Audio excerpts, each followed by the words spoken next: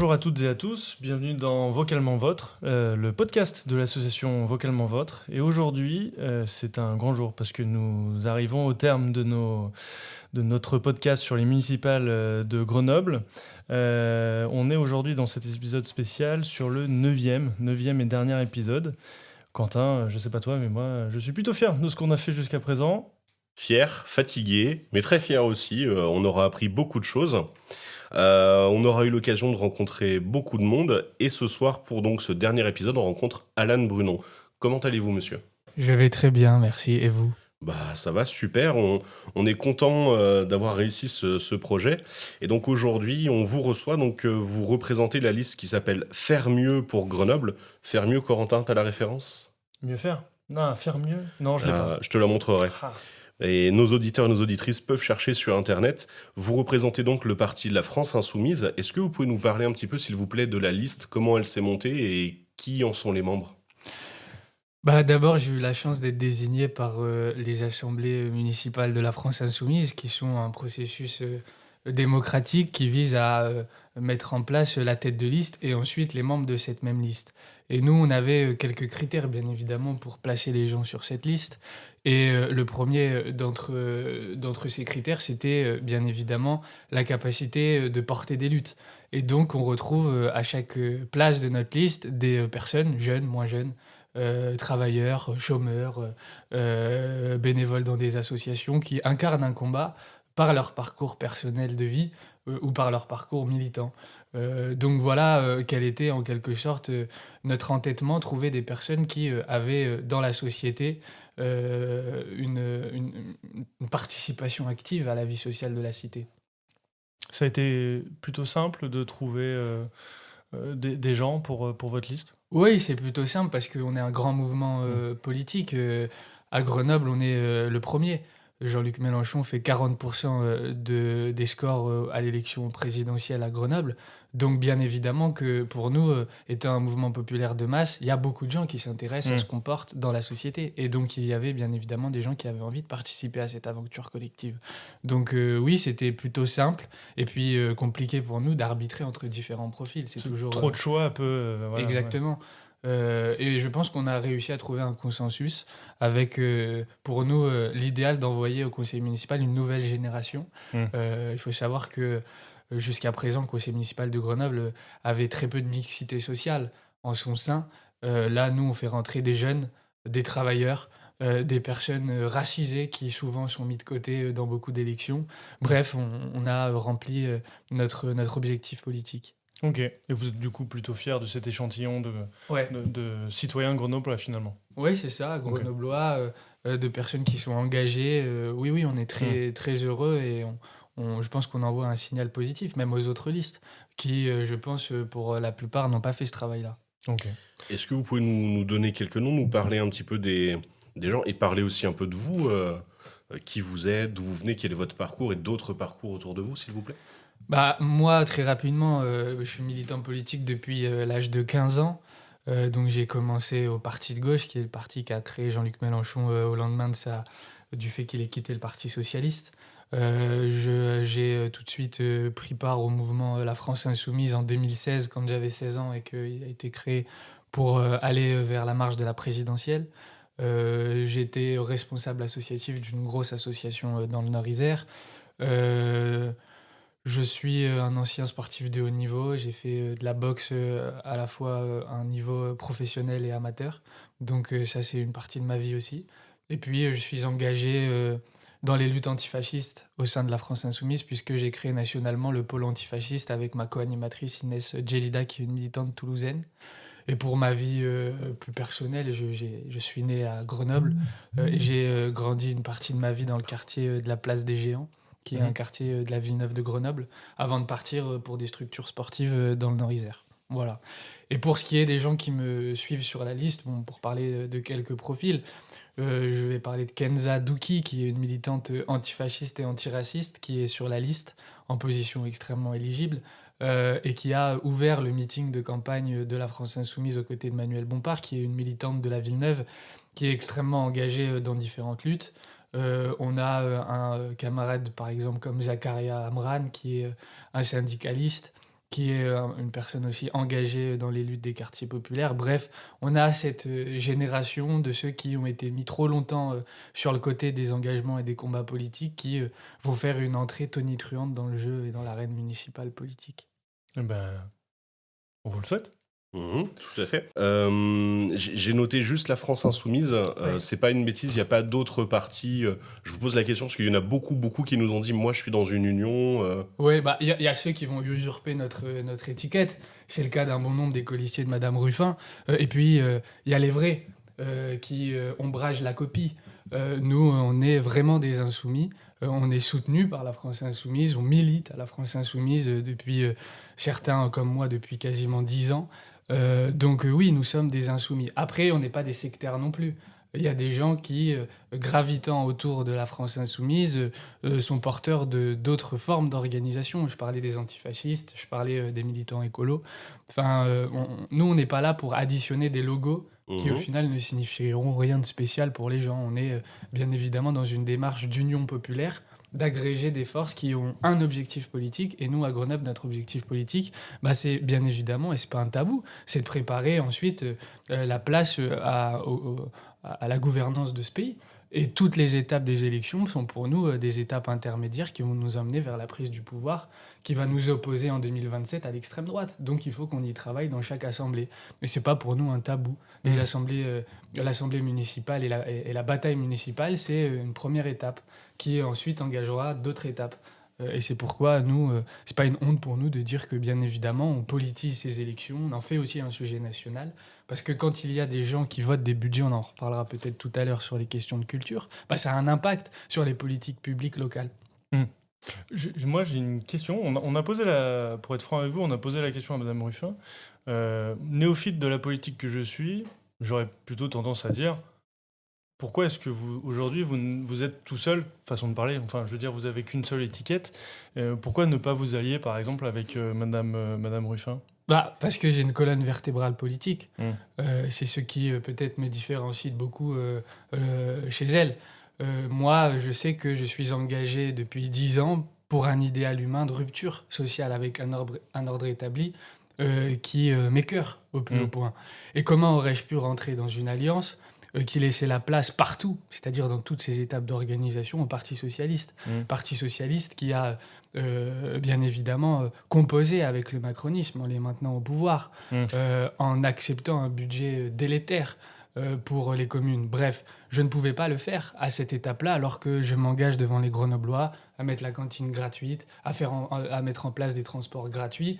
Et moi, je ne suis pas un faucheton. Je ne vais pas ensuite me présenter devant les Grenoblois en disant regardez, votez pour moi, alors même que je participe à une alliance de compromission. Je suis un peu confus parce que l'adhésion du Parti socialiste à cette union dont Laurence Ruffin nous a parlé, ça date d'octobre-novembre, mais la désignation de Laurence Ruffin avec le processus électoral interne à son alliance, c'était au printemps, mai-juin, si je dis pas de bêtises. Donc la chronologie est inversée en fait. C'est le Parti socialiste qui a rejoint après Laurence Ruffin. Oui, mais ce qui vous différencie de moi, c'est que moi, j'ai participé à ces négociations au départ. Ah, J'ai participé aux différents échanges, aux différents moments de tension même qu'il y a pu avoir à un moment donné dans ces espaces de discussion. Et moi, j'ai posé la question à Laurence Ruffin, Madame Laurence Ruffin, allez-vous écarter le Parti socialiste?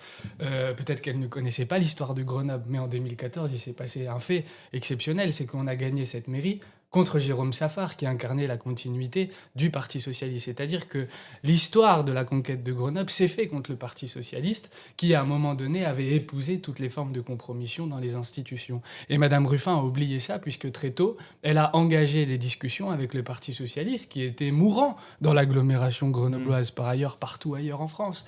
Et aujourd'hui, nous devrions raviver la flamme d'un parti qui a vocation à ne rien faire d'autre à l'Assemblée nationale que de donner des gages à la Macronie en la maintenant au pouvoir, puisque combien de 49.3 ont été acceptés par le Parti socialiste, combien de motions de censure n'ont pas été votées par le Parti socialiste. Et c'est pour ça que tout à l'heure, je rigolais quand vous disiez il ne faut pas parler de la situation nationale ou internationale, enfin vous ne le disiez pas comme ça, mais vous étiez intéressé par la question locale. Mais tout a un lien, je veux dire, la question nationale a un impact sur la vie concrète des Grenoblois et des Grenobloises, parce que c'est de leur vie qu'il est question quand on accepte des budgets de compromission comme celui-ci. Avant de commencer sur le premier thème, je voudrais juste me permettre une minute de politique fiction.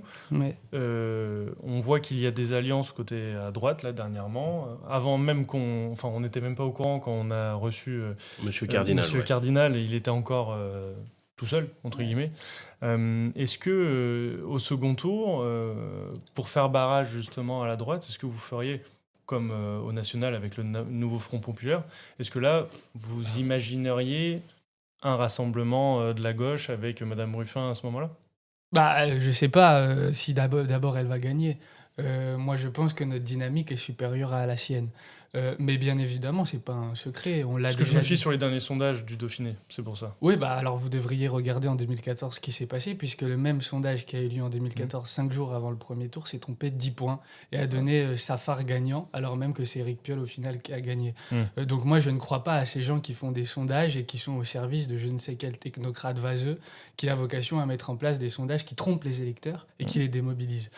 Mais si Madame Ruffin arrive en tête, il est évident, et nous l'avons dit de partout, que nous ferons tout pour battre Alain Carignon, qui incarne un projet mortifère pour les Grenoblois, qui est le porte-parole du raciste Retailleau dans cette ville, et qui a vocation à diviser les Grenoblois. Par ailleurs, il a un bilan, c'est ça qui est intéressant. Il a déjà été maire de Grenoble, et ce qu'il a fait en tant que maire de Grenoble a été délétère pour une grande partie de ses faits. Et donc, oui, bien évidemment, nous allons tout faire pour le battre. Mais moi, je pose aussi la question à Madame Ruffin, puisqu'elle a dit qu'elle voulait une alliance large avec tout le monde. Il y a Romain Gentil qui, lui, a dit jamais de la vie, on fait une alliance avec la France insoumise. Comment elle va faire au second tour? Parce que nous, notre vocation, c'est de faire l'unité pour tout le monde. Parce que je vous rappelle quand même que nous sommes les premiers nationalement à avoir demandé des reconductions de liste du nouveau Front Populaire pour la question municipale. Donc nous avions demandé à l'appareil écologiste de faire du nouveau Front Populaire une déclinaison municipale pour faire des listes d'union. Ils ont été refusés, ces listes d'union ont été refusées parce que EELV a estimé qu'il y avait des discussions locales et que c'était la forme de discussion qui était majoritaire chez les écologistes. Donc nous l'avions déjà fait, enfin je veux dire, nous on est unionistes bien évidemment quand il y a un programme de rupture qui est présenté, mais on battra Carignon avec un programme de rupture parce que sinon on le battra pas, parce que les Grenoblois vont pas se mobiliser pour un truc mou. Donc il faudra que Madame Ruffin se détermine sur ce qui fait la radicalité de notre programme, et nous on a quand même passé quasiment 1 an à faire campagne auprès des Grenoblois, bien évidemment qu'on va pas mettre sous le tapis les mesures de radicalité qu'on a présentées aux gens, parce qu'on n'est pas des menteurs. Ah, on entend. Donc ça, il faut aussi qu'elle l'entende. Bon, au moins, tout le monde... le message est passé. Et au moins, Tout à fait, c'est très clair. C'est très clair, c'est parfait. Je vais introduire rapidement petit point de rappel pour nos auditeurs et nos auditrices sur le scrutin, comment ça va se passer. Donc, les municipales, scrutin à 2 tours, sauf si au premier tour, il y a une liste qui fait au moins la moitié des voix. Auquel cas, on arrête tout et on fige le résultat. Sinon, 2 tours. À la fin du deuxième tour, la liste qui a le plus de voix exprimées en pourcentage obtient la majorité des sièges. C'est ce qu'on appelle la prime majoritaire. Du reste, on obtient une proportion de sièges qui est déterminée en fonction du score qu'on a. Vous faites 30% des sièges, vous faites 30% des voix, vous avez 30% des sièges, vous avez compris, etc. Et on n'oublie pas, parce que c'est notre dernier appel, mais ces élections, donc les municipales, nous permettent d'avoir le conseil municipal qui va élire le maire, mais en outre, les élus municipaux vont aussi siéger à la métropole. Alors, on a effectivement pas expliqué forcément dans les épisodes exactement qu'est-ce qui est métropolitain, qu'est-ce qui est communal, mais disons-le, en fait, c'est assez lié. Il y a beaucoup de sujets qui ont un peu, pardonnez-moi l'expression, mais les fesses entre deux chaises. Donc concrètement, le vote là, il a beaucoup d'importance et tous les votes vont en avoir. On rappelle, parce que c'est le dernier épisode, mais vous pouvez aussi faire procuration si jamais le jour J vous ne pouvez pas aller voter. Ce sera les 15 et 22 mars, si je ne m'abuse. Et globalement, qu'importe qui, mais allez voter, c'est important. Il faut voter. Ça nous amène donc sur le premier thème. Comme d'habitude, c'est un thème que vous avez choisi. Vous avez choisi, je cite, « Culture et liberté de création ». Alors, ça nous a un peu fait sourire avec Corentin, parce qu'il se trouve que la toute première liste qu'on a interrogée avait voulu parler d'un thème plutôt similaire, qui était « Culture et patrimoine ». C'était la liste d'Alain Carignon, et c'était Monsieur Aldeguer qui était venu nous en parler. On vous a trouvé un point commun À mon avis, en termes d'idées, ça risque d'être assez différent vu ce que vous risquez de nous en dire. Donc on est allé un peu fouiller votre site internet pour le programme, pour voir un peu de quoi ça allait parler. Vous écrivez, je cite, que vous voulez une vie culturelle ouverte et partagée pour toutes et tous. Pardon, excusez-moi. J'y ai lu donc la culture qui est plurielle, créolisée et foisonnante. Vous avez beaucoup d'idées de rénovation. Il y a vraiment un projet d'investissement en fait qui se comprend. Ce qui d'ailleurs nous avait été aussi dit donc par Monsieur Aldeguer. Donc nous serons, excusez-moi, très intéressés de voir un peu quelles sont les nuances, comment vous voulez faire, qu'est-ce que vous voulez prioriser. Sur le site, j'ai noté 14 idées en lien avec la culture. On va pas pouvoir là tout de suite les dire toutes, mais vous pouvez nous dire tout ce que vous voulez en termes d'idées, si vous voulez toutes les mentionner ou en mentionner seulement certaines. Et le dernier truc que j'ai remarqué, c'est qu'il n'y a pas la mention de la charte dont on nous a un peu rabâché les oreilles au tout premier épisode. Par contre, vous parlez de café citoyen, une activité qu'on connaît bien, On connaît politiquement bien. vôtre. Alors la culture, monsieur, qu'est-ce que vous voulez nous en dire ? Bon, d'abord, c'est un sujet extrêmement large, donc je vais essayer de me centrer sur quelques idées. Bah, moi, ce qui me différencie de la liste d'Alain Carignon et des propos qu'ont pu vous être tenus par Thierry Aldeguer, j'ai pas eu le temps d'écouter le podcast le concernant, mais j'imagine bien ce qu'il a pu dire vu tous les débats que j'ai fait contre la liste d'Alain Carignon. Bah, ce qui nous différencie de sa liste, c'est que quand il y a un problème, c'est-à-dire un problème notamment sur un équipement lié à la municipalité, eux, leur solution, c'est la privatisation. Et ça, c'est le cas pour tous les problèmes. Quand il y a un problème avec un équipement, on le cède à un acteur privé. Bien évidemment, ça arrange tout le monde. Bon, on a vu comment est-ce que Alain Carignon, quand il a cédé en d'autres temps à des acteurs privés, la gestion notamment de l'eau, ça aboutit à des catastrophes nucléaires dans cette ville, c'est le cas de le dire. Et donc, M. Aldeguer et M. Carignon, eux, ils veulent par exemple privatiser le Palais des Sports. Nous imaginons que l'avenir du Palais des Sports doit rester dans le giron de la municipalité, puisque c'est un équipement qui a vocation à servir à l'ensemble des Grenoblois et qui n'a pas vocation à enrichir des acteurs privés, mais plutôt à permettre l'accueil du plus grand nombre et de la jeunesse grenobloise, parce que c'est un équipement riche, doté bien évidemment de caractéristiques qui sont essentielles pour la pratique de différents sports. Il faut repartir d'une situation à Grenoble qui est quand même compliquée et complexe, que personne n'a jamais dénoncée. Les quartiers populaires de Grenoble ont été abandonnés, et ça, c'est quelque chose que nous soulignons à peu près dans toutes nos prises de parole publiques. On a supprimé des grandes infrastructures pour les jeunes.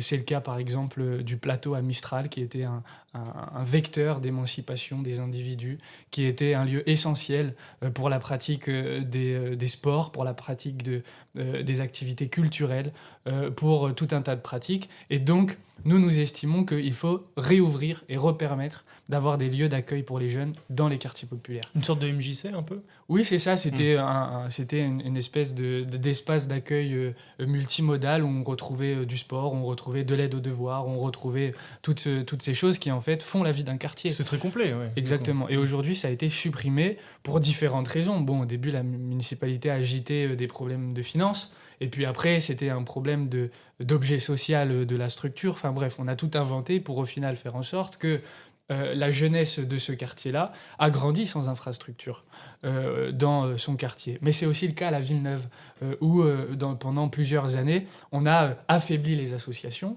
Et je prendrai le cas par exemple de l'association Osmose, qui faisait de l'aide aux devoirs, qui a été méprisée par la municipalité, alors même que toutes les générations se souviennent, quand on habite à la Place des Géants, quand on habite à l'Arlequin, quand on habite en gros à la Villeneuve, les bénévoles qui étaient présents dans cette association étaient un lien essentiel pour faire en sorte qu'on lutte contre l'échec scolaire dans ces quartiers qui, je vous le rappelle, touchent 4 fois plus d'élèves que dans des écoles du centre-ville. Donc il faut que la municipalité s'engage davantage dans des espaces où les enfants de notre ville ont une difficulté d'accès aux choses qui font leur émancipation individuelle. Parce que ce qui nous différencie aussi de l'approche qu'auraient peut-être ou partageraient pas avec nous les autres listes, c'est qu'on estime que la culture est présente au sein des individus. Il ne faut pas ramener la culture dans les quartiers populaires comme une mission messianique qu'auraient bien évidemment les candidats ou les futurs élus. Non, on estime que justement il faut s'intéresser à ce qui fait culture chez les individus, ce que les individus ont envie de faire. Et aujourd'hui, combien de formes d'organisation associations émanent dans les quartiers populaires, que ce soit sur des jeunes qui font des maraudes, de la distribution de denrées alimentaires. J'étais pas moi qui, il y a 2 jours, à la Villeneuve, à la place des Géants, des jeunes qui ont fait un atelier de fabrication de pain. Mais pourquoi ils l'ont fait? Parce qu'on a retiré les boulangeries de proximité aujourd'hui à la Villeneuve. Il n'en reste qu'une avec des horaires impraticables. Et donc, bien évidemment, les habitants de Grenoble et en particulier des quartiers populaires, étant privés de commerce de proximité, développent des formes d'accès à l'alimentation qui permettent de combler un manque. Donc ça, c'est pour les questions des infrastructures et des associations qui ont une activité dans les quartiers populaires. Je pense qu'il faut aussi rompre aujourd'hui avec un problème qui est un problème pour les associations, c'est le financement au projet. C'est-à-dire qu'aujourd'hui, les associations, elles peuvent plus se projeter. Elles ne peuvent plus avoir de plan pluriannuel de subventions, et c'est-à-dire que une année, tout va bien, et puis l'année d'après, c'est la catastrophe, et tout s'écroule. Et on ne comprend pas pourquoi les subventions disparaissent, et on passe d'une catégorie à l'autre dans le tableau de financement de la collectivité, ce qui amoindrit et rend instable, en quelque sorte, les subventions pour les associations. Et ça concerne toutes les associations de Grenoble. Et je voudrais dire aussi que la collectivité, elle n'est pas responsable de ça. Elle subit aussi la pression colossale qui a lieu à l'Assemblée nationale, où on détricote les budgets des communes, et donc forcément qu'ensuite on doit faire des arbitrages au sein de la mairie pour pouvoir essayer de combler les trous. Donc nous, on veut des financements, bien évidemment, qui s'étalent sur le temps long, pour que les associations, elles puissent justement, par non pas des appels à projets, mais des subventions de fonctionnement, avoir une vision sur ce qui les attend. Parce que je rappelle quand même qu'en Isère, il y a un grand plan de licenciement des acteurs culturels qui concerne 17 000 emplois, et donc c'est un grand plan social de licenciement massif dont personne ne parle. Donc aujourd'hui, la collectivité, elle doit aider ces personnes qui propagent la culture, propagent la connaissance, qui font de l'aide aux devoirs, qui font des activités périscolaires, qui font du football. Enfin, je veux dire, aujourd'hui, on a quand même la chance d'être dans une ville foisonnante en termes d'équipements culturels, mais en termes aussi d'acteurs qui font de la culture un quotidien de la ville. Donc voilà, en quelque sorte, ce que je pouvais dire, 1, sur l'abandon, 2, sur la nécessité de remettre des moyens pour ces structures qui ont été abandonnées, mais qui, du coup, ont entraîné des problèmes pour les Grenoblois, pour avoir des lieux d'émancipation. Les MJC, vous en parlez tout à l'heure. Oui, les MJC. Oui, les MJC. Ouais. Vous en parlez tout à l'heure. C'est le cas, par exemple, de celle qu'il y a à Mistral, la MJC qui est totalement délabrée. Aujourd'hui, il faut faire des rénovations de ces MJC parce qu'on a besoin d'espace où les jeunes se retrouvent. Sinon, on va bien évidemment avoir des candidats qui sont des menteurs absolus et qui diront les jeunes tombent dans la délinquance. Les jeunes, ils sont dehors. Bien évidemment, ils sont dehors s'ils n'ont plus d'endroit où échanger avec des bénévoles, avec des éducateurs, avec des médiateurs, avec des gens qui parlent et avec lesquels ils peuvent échanger sur leurs difficultés quotidiennes, et bien évidemment qu'ils se retrouvent dehors à faire plein de choses. Mais donc aujourd'hui, il faut remettre les jeunes au sein d'équipements qui justement les confrontent aussi à la vision de l'adulte, avec des gens qui sont des spécialistes sur les questions de santé mentale. C'est pourquoi nous allons investir massivement sur les questions de santé mentale en mettant des psychologues dans les MJC, parce qu'aujourd'hui, la question de la santé mentale des jeunes est un vrai problème. Il y a eu un bond de 70% des épisodes dépressifs en 4 ans dans ce pays pour les jeunes, donc c'est quelque chose qui nous préoccupe aussi. Depuis le Covid. Ouais. C'est ça. Donc voilà, en gros, ce que je pouvais vous dire. Peut-être que ça vous suscite des réactions, mais en tout cas, c'est ce qu'on entend faire. Pour les mesures concrètes, on peut peut-être rentrer plus dans le vif du sujet, mais je pense que j'ai déjà... Est-ce que vous voulez rentrer dans le vif de... Par exemple, tout à l'heure, on parlait de café citoyen. Nous, on a remarqué qu'il manquait d'espace de discussion et de dialogue. Et on pense aussi qu'il faut mettre autour de la table les acteurs culturels, les acteurs associatifs et les citoyens pour essayer d'élaborer quel sera l'avenir culturel de cette ville. On a des équipements qui sont formidables, mais qui sont vieillissants.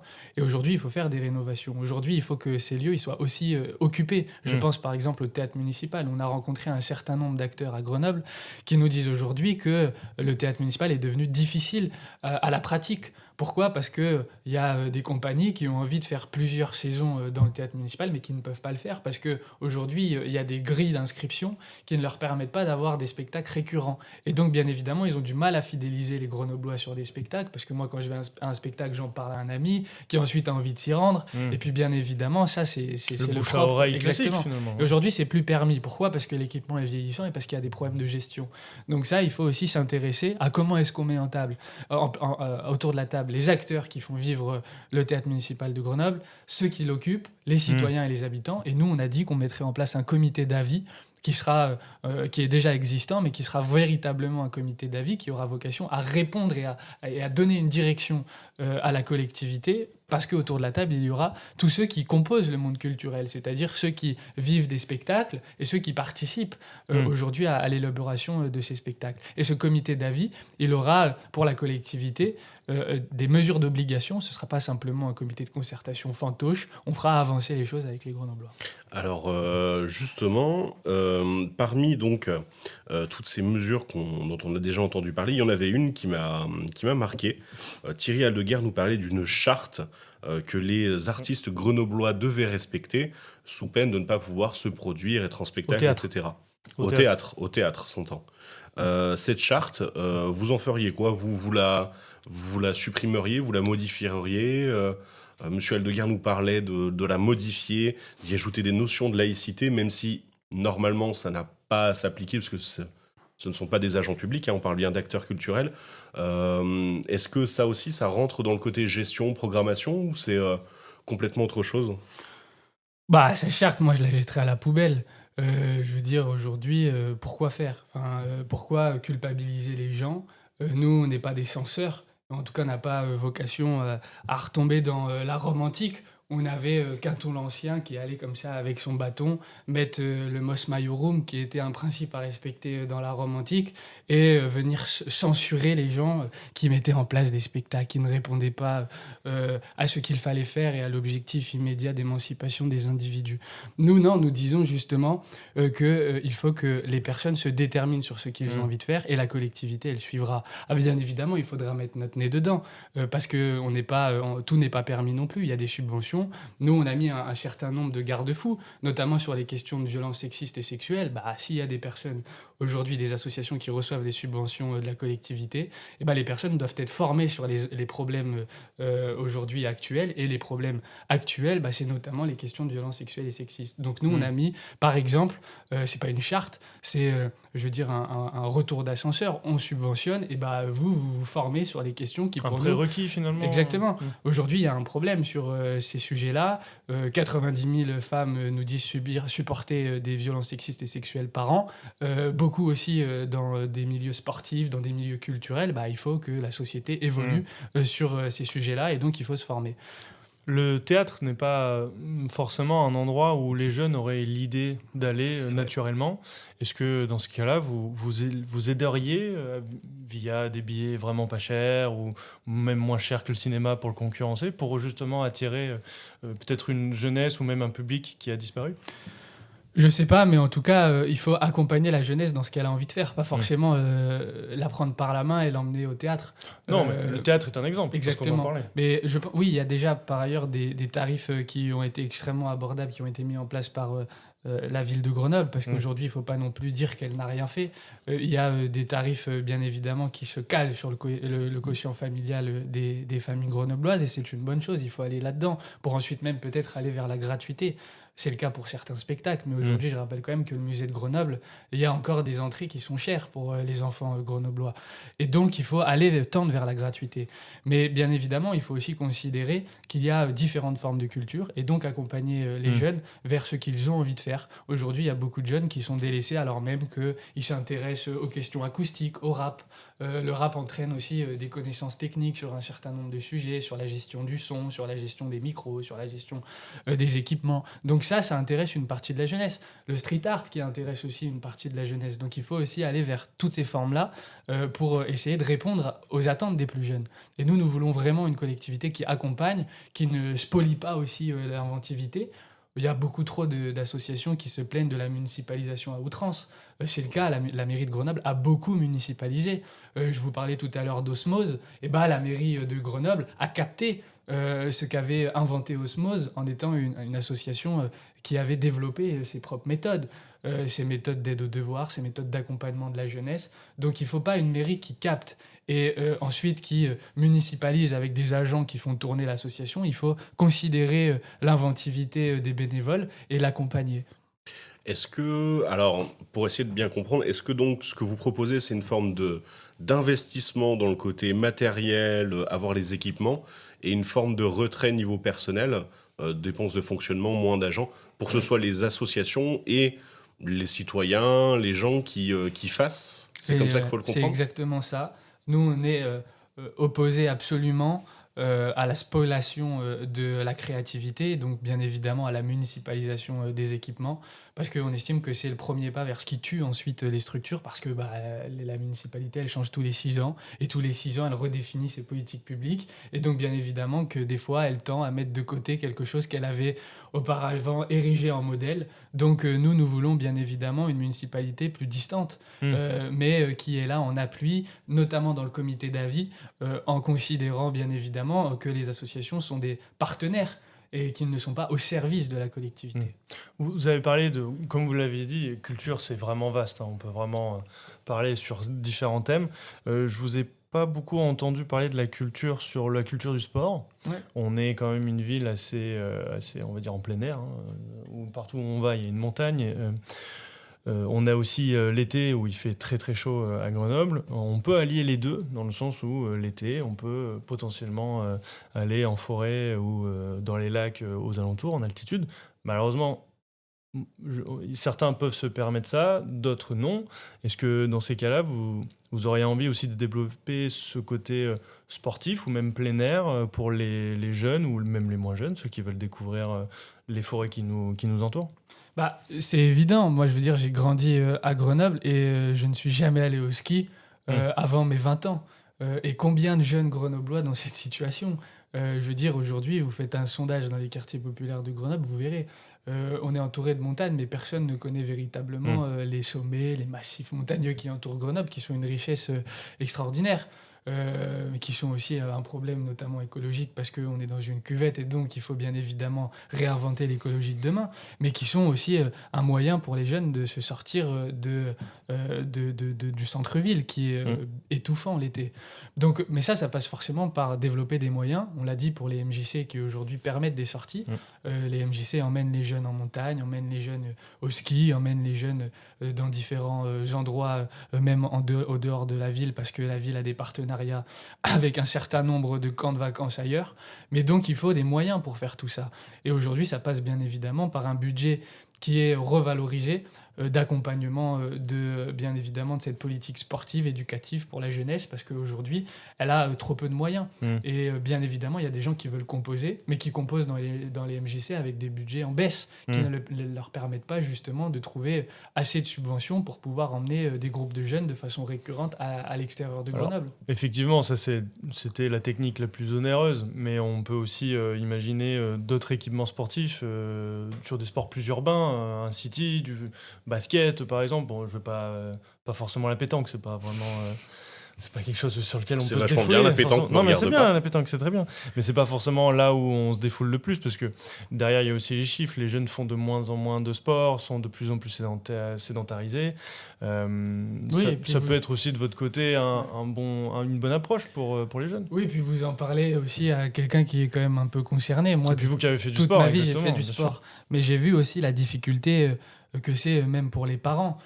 Nous, aujourd'hui, on met un passeport et culture parce que, bien évidemment, c'est dans le programme. Parce que c'est compliqué d'avoir accès à une activité sportive. Combien de clubs baissent leur licence parce qu'aujourd'hui, même avec les moyens de la collectivité, il devient difficile pour les parents de payer des licences sportives. Moi, j'ai eu beaucoup de chance. Ma mère, elle s'est tuée pour que je puisse faire de la boxe toute ma vie. Et je lui en suis d'ailleurs très reconnaissant. Mais aujourd'hui, des jeunes qui veulent évoluer même vers une pratique plus de haut niveau, c'est très très compliqué. Pourtant, on a des jeunes Après, qui sont... sans même parler de haut niveau. Oui, mais c'est hein. quand même important. Moi, en tout cas, je trouve ça important parce que c'est aussi un vecteur d'émancipation. On est fort à un sport, on a envie d'aller jusqu'au bout de sa pratique. Le sport amateur est aussi extrêmement important. Je veux dire, à Grenoble, on a par exemple l'école de foot du GF qui s'entraîne à Tesser. Et donc, c'est extrêmement important d'accompagner ces endroits où on a des gens qui savent faire et qui accompagnent. Nous, on veut aussi, bien évidemment, mettre en place un financement du brevet d'éducation pour les jeunes entraîneurs, pour leur permettre d'avoir ce brevet d'éducateur qui est pris en charge par la collectivité, parce qu'on estime que, bien évidemment, le sport, c'est extrêmement important. Alors, ça m'amène une question. Est-ce que inscrire Grenoble dans la démarche des Jeux Olympiques de 2030, accueillir une épreuve, ou en disant l'épreuve, c'est pas possible pour X ou Y raison, avoir des fan zones, des regroupements, pourquoi pas un défilé, est-ce que ça, selon vous, ce serait aussi quelque chose à faire, à favoriser? Est-ce que la démarche des grands événements, c'est quelque chose dont on avait parlé par exemple avec Monsieur Cardinal, est-ce que cette démarche-là, à votre avis, elle aurait aussi des effets bénéfiques ou pas? Non, je pense pas. Moi, je pense justement que le problème des JO, c'est aussi un problème écologique. Aujourd'hui, bien évidemment, la situation ne peut pas être niée. Après, bien évidemment, dire que ces grands événements sportifs ne doivent plus exister, je ne suis pas non plus pour cela. Mais j'imagine aussi qu'ils doivent répondre à l'impératif social, à l'impératif humain des temps modernes. Et aujourd'hui, on ne peut pas avoir des grandes compétitions qui se déroulent en niant le caractère écologique ou écocidaire, parfois même, de cette organisation-là.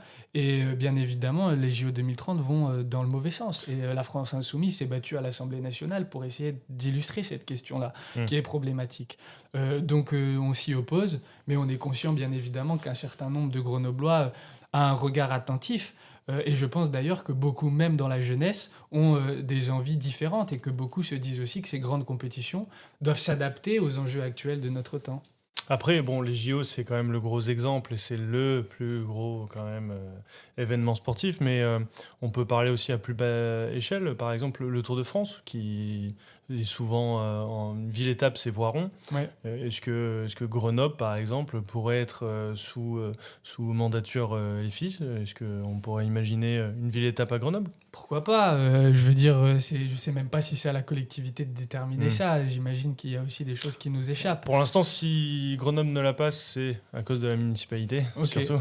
Et bah, il faudra se poser la question. Ok. Après, moi, j'imagine bien évidemment que il faut des événements fédérateurs. Nous, on a trouvé que ce serait potentiellement la réorganisation de la fête des Tuiles, qui aujourd'hui est rabougrie sur la question de la Révolution française, et simplement la question de la Révolution française. On estime qu'il y a bien évidemment beaucoup à faire. Il faut notamment mettre en place la question des résistances, la question des rébellions à une échelle plus large. Et nous, on veut faire de cette fête des Tuiles une fête qui se transforme en fête des résistances, pour mettre à l'honneur toutes les résistances et toutes les révolutions, pas seulement l'histoire rabougrissante de la Révolution française qui aurait trouvé ses prémices à Grenoble dans une histoire très angélique. Nous estimons, nous, qu'il faut aussi parler, vous l'aviez dit dans votre énoncé, de la créolisation, des enjeux contemporains, du racisme, de mettre en lumière aussi les associations qui travaillent sur les sujets de mémoire, et tout ça dans un grand moment festif pour Grenoble, et qui vont aussi mettre en lumière les acteurs associatifs de notre ville.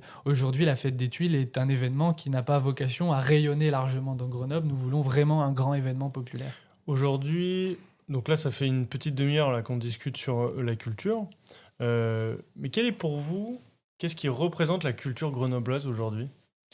Bah, d'abord, je pense que c'est pas quelque chose de simpliste. C'est la multitude des acteurs qui travaillent dans la collectivité, qui font en sorte que Grenoble a une certaine résonance.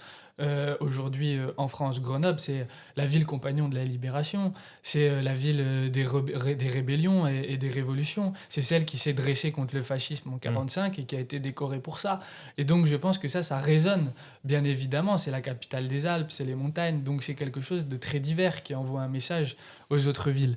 Donc, moi, je pense qu'il faut justement continuer d'accompagner cette foisonnance d'acteurs pour aujourd'hui faire de la ville de Grenoble, non pas une ville qui, comme M. Gabriac le voudrait, répond à une seule culture très homogène, très, je veux dire, rabougrissante. Non, je pense qu'il faut faire justement de Grenoble une ville multiple, multiculturelle. C'est d'ailleurs son Cosmopolite, histoire. Cosmopolite. ouais. C'est son histoire d'immigration chilienne, algérienne, marocaine. Grenoble, c'est une ville aussi d'accueil, italienne, corse. Donc vous imaginez bien que du coup, c'est une histoire plurielle. C'est pas une histoire unique avec une France éternelle qui n'a jamais existé et qui n'existera jamais. Ouais, pardon. J'allais dire justement, vous parlez de Monsieur Gabriac. Lui, il défendait l'idée qu'il fallait embellir Grenoble en amenant de la lumière. Donc vraiment, il nous parlait d'avoir plus de lumière, des statues éclairées, comme ça elles sont plus belles, les rues sont plus sûres. Vous en pensez quoi de cette idée? Bah, je veux dire, c'est Gabriac. Il n'est pas très intelligent, il faut pas lui en vouloir. Mais moi, je suis pour remettre de la lumière, en effet. Si cette lumière-là, elle n'a pas tendance pour lui à pointer des problèmes qui n'existent pas et qui n'existent que dans son cerveau nébuleux. Mais Euh, en quoi c'est du coup pas intelligent ce qu'il a dit, si vous êtes d'accord du coup pour ajouter Parce la qu'on n'est lumière? pas d'accord sur le constat. Lui, il voudrait mettre de la lumière pour chasser les gens qui seraient là, tapis dans l'ombre, à agresser des personnes. C'est pas ce qu'il nous a dit, hein. Oui, oui, bah moi c'est ce qu'il m'a dit. Mais moi ce que je veux dire c'est que Monsieur Gabriac est un menteur et va surfer sur tous les problèmes pour faire en sorte de montrer une mauvaise image de Grenoble. C'est d'ailleurs le point commun qu'il a avec Alain Carignon. Les deux détestent la ville. On se demande pourquoi ils sont candidats à la mairie de Grenoble, puisqu'ils passent leur temps à affoler les esprits et à passer leur temps dans les médias à montrer une mauvaise image de la ville. Oui, il y a un sentiment d'insécurité qui est notamment dû à ces personnes qui passent leur temps à dire n'importe quoi sur CNews. Donc s'il faut mettre de la lumière, c'est d'abord pour lutter contre ce sentiment d'insécurité. Mais c'est pas pour inventer le fait que Grenoble serait une ville où il y a plus de délinquance. C'est faux. D'ailleurs, il y a France Bleu Isère qui a fait un article ce matin pour démontrer que Grenoble n'était pas une ville où la délinquance avait drastiquement augmenté. D'accord, ça a même tendance à baisser. Le procureur de la République de Grenoble, dans son audience solennelle, a dit que la criminalité organisée en 2025 avait baissé. Donc ça aussi, il faut le mettre en lumière et en avant. Et tous ces menteurs qui passent leur temps à dire, à faire dire à la presse et bien évidemment dans leur discours à toujours inviter à la division des Grenoblois, et ben, il faut leur répondre qu'il y a d'autres préoccupations que les questions d'insécurité. Cher auditeur, je vous invite à écouter le podcast avec ce candidat pour voir ce qu'il dit. Vous pouvez écouter sur, même plusieurs autres épisodes. On a fait référence à pas mal d'autres sur les épisodes. réverbères. On arrive petit à petit sur la fin de ce thème avec une note donc un peu Bien sûr. d'espoir, hein, d'avoir une vue un peu plus lumineuse sur cette ville qui est loin des clichés. Donc on a parlé de culture. Le deuxième thème, donc celui qu'on vous a imposé, se tient en fait en une question. D'ailleurs, j'invite nos auditeurs et nos auditrices, si ça vous intéresse. On a fait un épisode de ce podcast là-dessus, dans lequel Corentin et moi, on est moins dans la position d'animateur et un peu plus dans celle de discuteur. On prend position. Voilà. Tout à fait. Si jamais ça vous intéresse, n'hésitez pas. Allez nous mettre des commentaires pour nous dire qu'on a raison ou tort. Mettez-nous des likes, des 5 étoiles, allez, on en passe. Et donc, question, faut-il rendre gratuits les transports en commun ? Alors, le sujet, on l'a déjà déblayé dans un autre épisode, alors je vais aller un peu plus vite. Le coût, disons-le très vite, 30 millions à Montpellier. Nous, ici à Grenoble, ce serait 80 millions. 80 millions, oui, mais c'est un peu compliqué en fait, parce qu'il y a Grenoble, mais c'est pas la ville de Grenoble qui gère les transports en commun, c'est une entité qui s'appelle le SMAG, Syndicat mixte des mobilités de l'aire grenobloise. Et oui, les transports en commun, ils sont au niveau de l'aire grenobloise. C'est-à-dire que, là, on est à Saint-Martin-d'Air, vous avez la ligne de bus, vous vous rendez bien compte que vous passez de Grenoble à Saint-Martin-d'Air sans même y penser. Ça marche aussi avec Fontaine, avec toutes les communes qui nous entourent. Et en fait, le réseau donc, de l'aire grenobloise est très développé géographiquement. C'est pour ça que ça coûterait, si on mettait la gratuité totale, plus cher qu'à Montpellier. Il y a plein d'enjeux pourtant, écologique, pouvoir d'achat, ZFE, déplacement, l'autonomie pour aller travailler, etc. On est allé regarder donc également sur votre site, donc la position elle est très claire, mais ça on peut pas vous l'enlever, ce soir vous avez été mais alors très très clair. Vous voulez, je cite, rendre les transports en commun gratuits pour tous et toutes. Alors, le sujet est métropolitain, donc on se posera aussi la question de dans quelle démarche, comment on fait. Mais alors on vous pose la question, Monsieur Brunon, est-ce que vous êtes pour ou contre la gratuité des transports en commun ? Mais il faudra développer. Oui. Bon, c'est une question bien évidemment épineuse. Pourquoi ? Parce que les gestionnaires qui ont un intérêt à faire de cette question une question technique qui échappe aussi à la réalité de la compréhension du commun des mortels. Et même moi, parfois, quand je m'intéresse à la question, j'ai tendance à me poser des questions sur le financement. Après, il faut assumer. Je veux dire, le Front populaire de 36 a amené aujourd'hui des avancées majeures. En 45, on a gagné la sécurité sociale.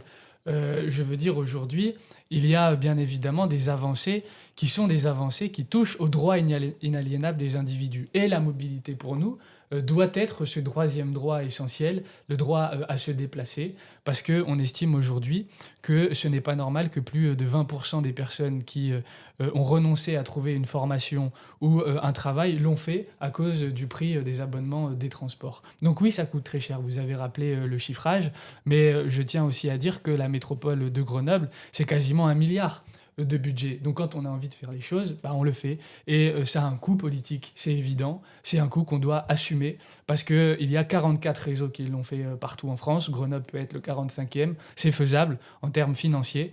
Et bien évidemment qu'il y a des gens qui sont en désaccord avec ça. Et ils ont le droit par ailleurs. Moi, je pense que c'est un droit qui doit être un droit essentiel parce qu'il n'est pas supportable aujourd'hui qu'il y ait des gens qui, pour 4 sur 10 des personnes, refusent l'accès à la culture, au loisir, à cause de ce coût des trajets et des transports. Donc cette gratuité, on va la mettre en place d'une façon progressive. Elle ne va pas être comme ça, sèche et faite d'un coup. Pourquoi ? Parce que d'abord, il y a des agents derrière. Et ça nécessite de réorganiser la TAG, le fonctionnement du SMAG, et ça a bien sûr un coût humain. Et cette gratuité, elle ne doit pas se faire en opposition. Les contrôleurs, du coup. Exactement. Et cette gratuité, elle ne doit pas se faire en opposition avec les conditions de travail des agents du SMAG et donc des agents de la TAG. Et bien évidemment, ensuite, on va nous inventer que ça va supprimer des emplois. Ce n'est pas le cas à Montpellier, ça n'a pas supprimé d'emplois. Il y a eu des requalifications sur d'autres postes. Et donc, c'est ce que nous voulons. Mais ça a un temps aussi de formation des agents qu'il faut intégrer. C'est pourquoi nous avons une gratuité qui sera progressive, qui commencera le week-end. Ça coûte 7 millions. Madame Ruffin n'a qu'à pas faire le lac baignable de Villeneuve et on trouve un moyen de financement. Ensuite, nous allons nous étendre aux moins de 26 ans. Les moins de 26 ans, ce sera les seconds à pouvoir en profiter. Et puis ensuite, nous irons sur l'ensemble des Grenoblois et on entend le faire au bout de 6 ans pour qu'il y ait une gratuité au bout de 6 ans qui s'adresse à l'ensemble des Grenoblois parce que c'est une gratuité, bien évidemment, qui sera progressive. Donc nous, on est en capacité d'engager une bataille au SMAG. Moi, j'ai déjà dit, bien évidemment, que c'est quelque chose sur lequel je vais me battre au sein de la métropole de Grenoble pour qu'il y ait un insoumis au SMAG. Aujourd'hui, il est présidé par Sylvain Laval, qui est un tyran absolu, qui a posé des plaintes contre les salariés de la TAG qui ont manifesté pour leur droit à un travail plus humain, plus respectable, avec des cadences moins infernales pour les salariés, pour les conducteurs. Aujourd'hui, je tiens quand même à le dire, on impose aux contrôleurs de la TAG de faire du chiffre, c'est-à-dire à sanctionner les personnes qui, bien évidemment, fraudent les transports, pas parce que ça leur fait plaisir de frauder, mais parce que souvent, ils n'ont pas l'argent pour payer l'abonnement. L'abonnement est extrêmement cher. Je rappelle quand même que quand on dépasse les 26 ans, ça avoisine les 600 € par an. Donc ensuite, on va nous inventer qu'il y a tout un tas de moyens détournés pour faire en sorte d'être remboursé sur son abonnement, etc. Mais tout ça, c'est du non-recours aux droits. Il faut aller chercher, encore une fois de plus, ces droits à être remboursés. Et puis le SMAG ne communique même pas les feuilles qui nous permettent de savoir à Grenoble qui a le droit à être remboursé. Donc il y a une bataille entre deux collectivités qui se font la guerre sur à peu près tous les sujets et qui se font la guerre, évidemment, sur les sujets liés au transport. Donc oui, pour vous répondre, nous sommes bien évidemment pour la gratuité des transports, parce que pour nous, le droit à la mobilité, ça doit être un droit pour les individus, parce que ça touche à l'ensemble des autres droits, l'accès à la culture, l'accès aux loisirs, l'accès à la santé. Donc c'est quelque chose d'important pour nous. Merci d'avoir été un peu au-delà de juste la question-réponse binaire. Sur la technicité, vous avez commencé à en parler. C'est vrai que du coup, j'ai plusieurs questions sur l'aspect technique. Donc, on l'a vu, c'est pas du jour au lendemain, ça va arriver. Quid de, on va dire, ceux qui utilisent le réseau TAG, mais qui ne font pas partie de la ville de Grenoble? Je prends par exemple mon collègue ici présent, Saint-Martin-d'Air, qui peut potentiellement, tu as le droit d'utiliser. D'ailleurs, tu utilises les bus ou les trams. Ah ouais, je suis pas puni? Non, t'es pas puni. Ah, super. Du coup, ça sera pas gratuit pour lui. Ou elle est où la limite géographique dans un premier temps? Et surtout, une fois que vous serez mis en place, etc., c'est pour tout le monde gratuit? Nous, on la porte pour Grenoble parce que moi, je suis candidat aux élections municipales, mais ça devra bien évidemment questionner. Parce que la question va se poser. Bien évidemment, et ensuite, ce sera à la métropole de délibérer sur, bien évidemment, le reste du réseau. Mais moi, je m'intéresse aux Grenoblois puisque j'aurai une compétence administrative sur les Grenoblois. Et bien évidemment, cette bataille, elle aura lieu ensuite au SMAG parce que c'est bien évidemment pour moi normal et logique que tout le monde profite de la gratuité sur le même réseau. D'ailleurs, un réseau qui tient à s'étendre. Donc, en effet, il faudra que les maires des autres communes s'intéressent à ça. Mais je rappelle quand même que on est normalement censé être à la pointe de la réflexion sur ce sujet, puisqu'on est dans une collectivité à la ville qui est à gauche et à la métropole qui est quand même plutôt à gauche. Et que, bien évidemment, le sujet de l'accès à la mobilité qui entraîne ensuite la question de la transition écologique, parce que quand même l'inaction climatique, ça coûte 100 milliards d'euros. Donc c'est bien évidemment largement supérieur au coût de la gratuité des transports. Et puis ensuite, ça entraîne bien évidemment des maladies cardiaques, des maladies liées à la respiration dans le centre-ville, parce qu'aujourd'hui, le centre-ville de Grenoble est pollué. Donc la mobilité et la gratuité des transports, c'est aussi une mesure écologique. Mais est-ce que ça serait votre mesure écologique, la gratuité des transports, oui, ou vous avez quand même d'autres choses? Parce qu'on a reçu des écolos qui nous disaient que c'était pas forcément la méthode. Enfin, c'est pas une recette magique pour arrêter la pollution, quoi. Oui, les mêmes écolos vous diront autre chose sur la ZFE. Enfin, moi, je veux dire, il faudrait qu'ils m'apportent des réponses concrètes.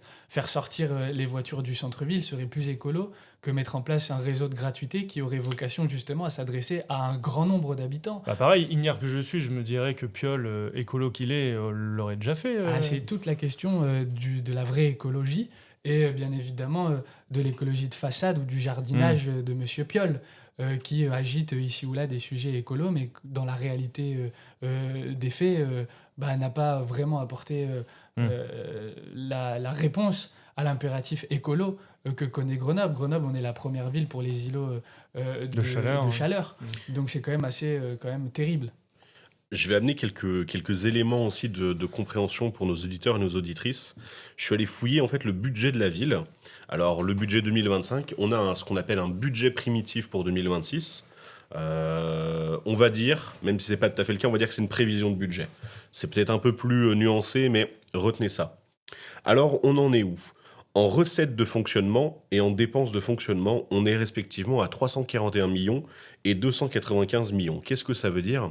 Ça veut dire qu'une fois que la ville elle a payé les dépenses obligatoires et qu'elle a reçu l'argent qu'elle est sûre de recevoir, il lui reste 47 millions. Ces 47 millions, c'est ce qu'on appelle la CAF. Alors, rien à voir avec... la caisse d'allocation familiale. Exactement, là, c'est la capacité d'autofinancement. Donc, on est à 47 millions.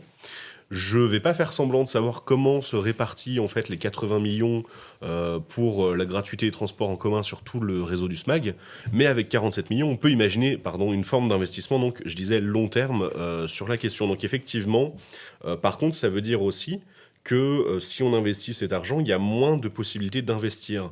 Est-ce que vous assumeriez le côté on perd en investissement pour avoir ces dépenses vraiment plus élevées, ou est-ce que vous voudriez garder la capacité d'investir, mais dans ce cas, il faudrait baisser les dépenses ailleurs, et vous viseriez quoi dans ce cas ?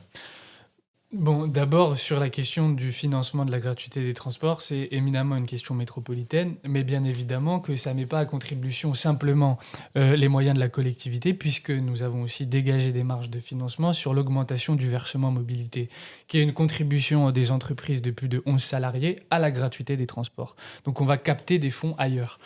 Ensuite, sur la question de la ville qui serait exsangue. On ne gère pas une ville comme on gère un bien immobilier. Et je veux dire, aujourd'hui, la ville, si elle est endettée, la dette, c'est très sain. Vous savez, moi, j'aime beaucoup la dette. Alors, je ne dis pas qu'elle est exsangue, je donne juste... Oui, mais c'est l'argument de mes adversaires. Bien la dette, oui, moi, j'aime beaucoup la dette. C'est comme ça qu'on investit, après. C'est ça. Et la dette, elle se rembourse sur plusieurs générations. Monsieur Carignon voudrait faire croire qu'aujourd'hui, on rembourse la dette sur 1 à 2 ans.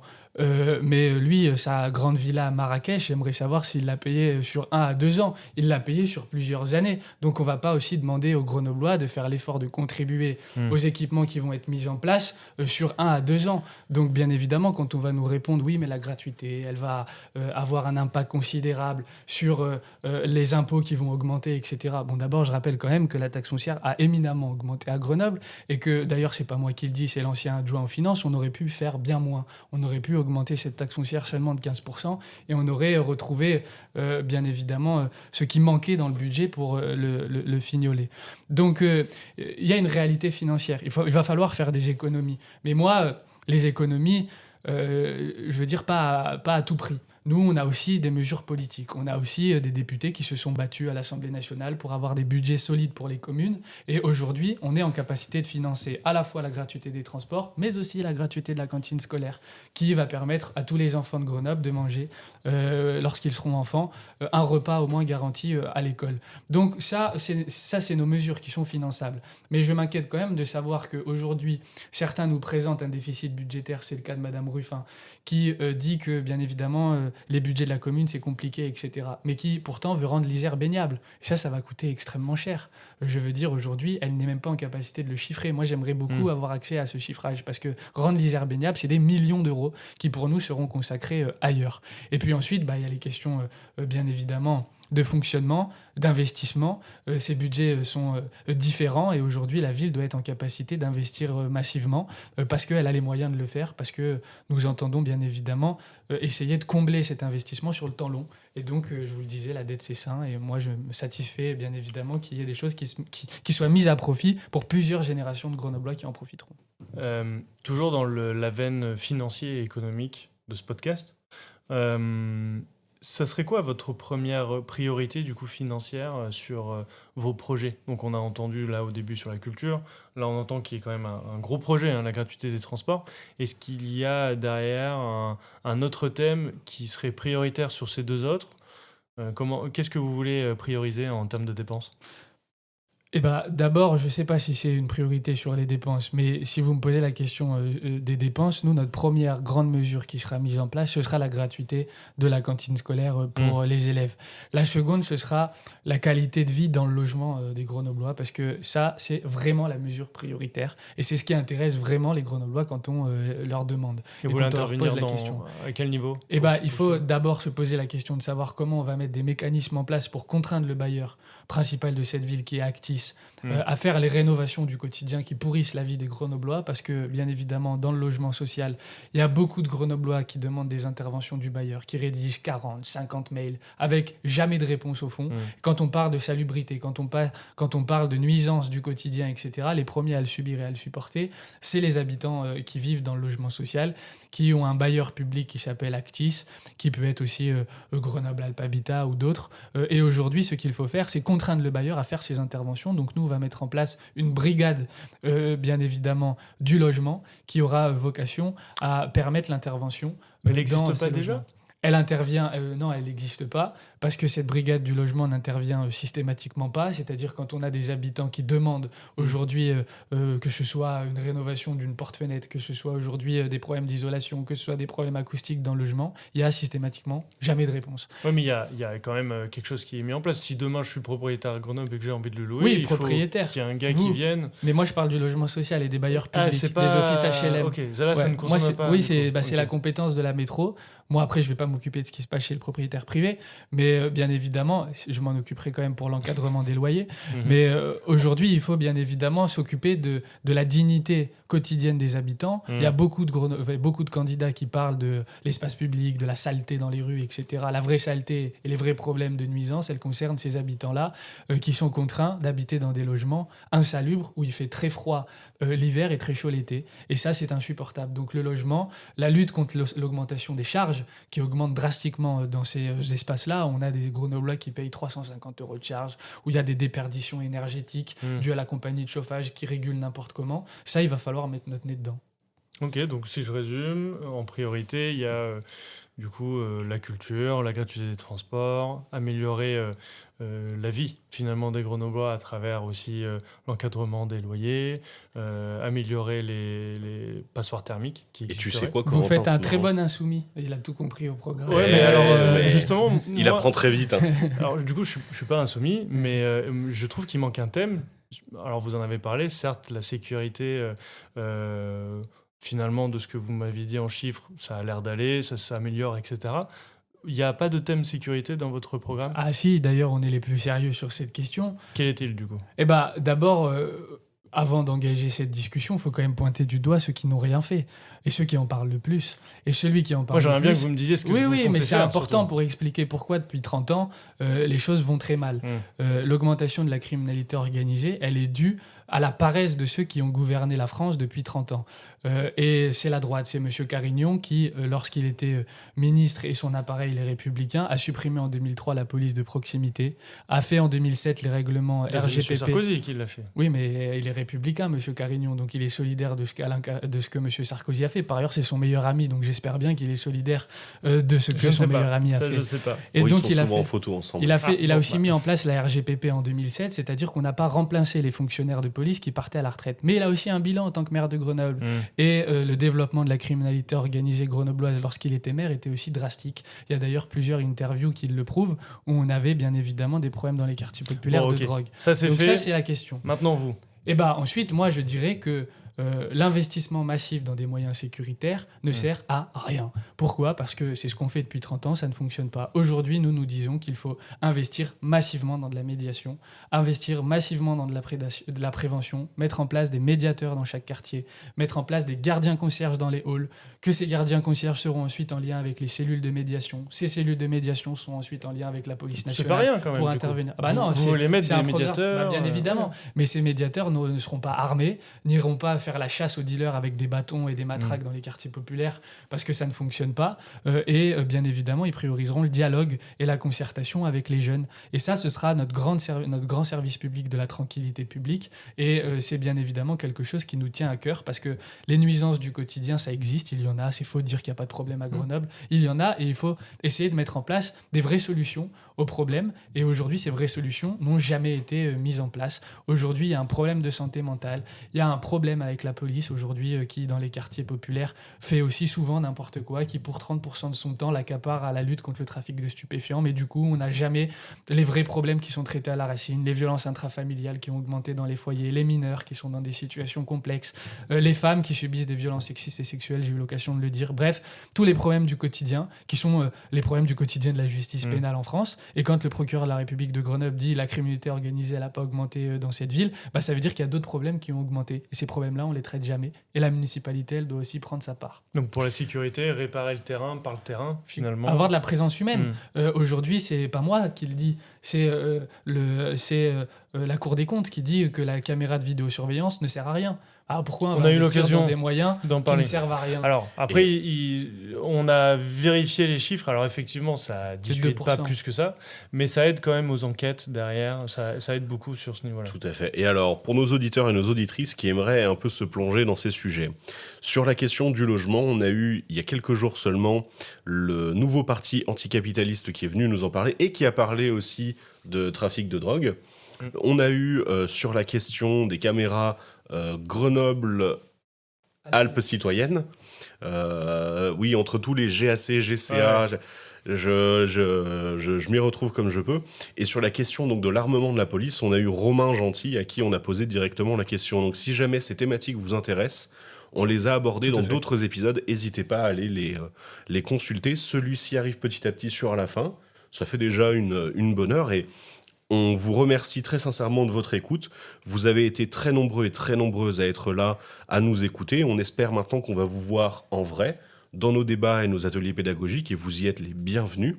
D'ailleurs, je profite du fait qu'on soit au dernier épisode de notre série sur les municipales pour vous annoncer donc la tenue d'un événement qui me tient à cœur et qui tient vraiment beaucoup à cœur à l'équipe, qui est un événement sur la thématique de l'égalité des genres et du droit des femmes.